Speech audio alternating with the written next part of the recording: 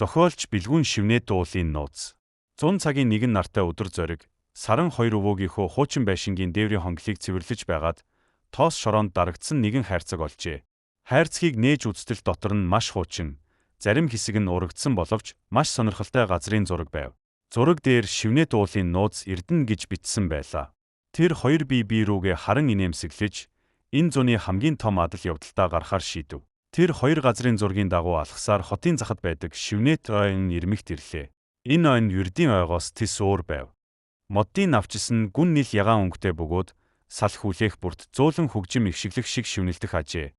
Зоригтойгоор төрүүлж алхсан бол саран газрын зургаа барин замаа сайтар нэгтэлж байлаа. Ойн гүн рүү орох замыг аврах том, нүртэй модон өвөө хааж байлаа. Түүнийг уур гэдэг байв.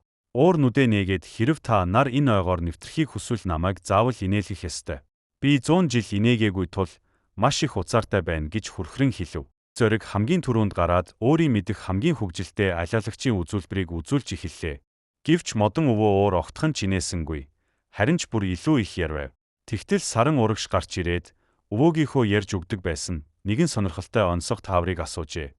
Тэр онцгой нь маш ухаалаг бөгөөд хөгжилтэй байсан тул модон өвөө уур "Тэсэлгүй хаа химэн чангаар инээж мөчрөө өргөн замыг нь чөлөөлж өгөв." Замаа үргэлжлүүлсэн тэр хоёр Шивнээд уулын бэлд орших нэгэн өвөрмөц голын эрэгт ирлээ. Энэ гол ус биш, харин тэнгэрийн цэнхэр өнгөтэй, зөөлөн хуусаар урсдаг байв. Хууснууд нь агаарт хөөрч, эргэн тойронд солонго татуулна. Гэвч гол маш өргөн тул яаж гарах вэ гэдэг асуудал тулгарлаа. Зориг эрэг дээр байсан аврах том лянхуа цэцгийн навчийг олж харжээ. Бид үүнийг зав болгон ашиглаж болно гэж тэр хашгирав. Тэр хоёр хамтарч байгаад том навчийг хуусан гол руу түлхэн оруулаа. Навч нь хуусан дээр яг л үүлэн дээр хөвж байгаа мэт зөөлөн тогтож байв. Тэр хоёр навчин завин дээрээ суугаад хуусан голыг гаталж эхлэв.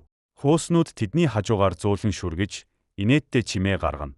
Энэ яг л хүүн чихэр дээгүүр явж байгаа юм шиг байна гэж саран баяртайгаар хэлв. Тэд голын нөгөө эрэгт исэн мэнд хүрч чадлаа.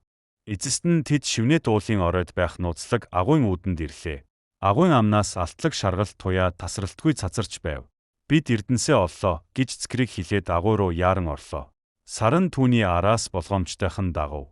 Агуй дотор маш дулаахан бөгөөд таатай үнэр үнэртэж байлаа. Гэтэл агуйн дотор алт, мөнгө биш, харин дэлхийн өнцөг булан бүрээс цуглуулсан хамгийн ховор бөгөөд сонирхолтой шидэд номын сан байжээ.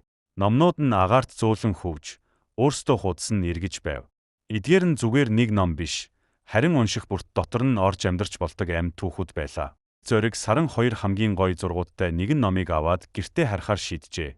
Тэд алт Эрдэнэсээс илүүтэйгээр мэдлэг болон сонирхолтой түүхүүд хамгийн том баялаг гэдгийг ойлгосон юм. Гэртээ ирээд тэд олсон номоо уншиж, дараагийн адал явдлаа хизээ эхлэх тухайгаа төлөвлөж суув.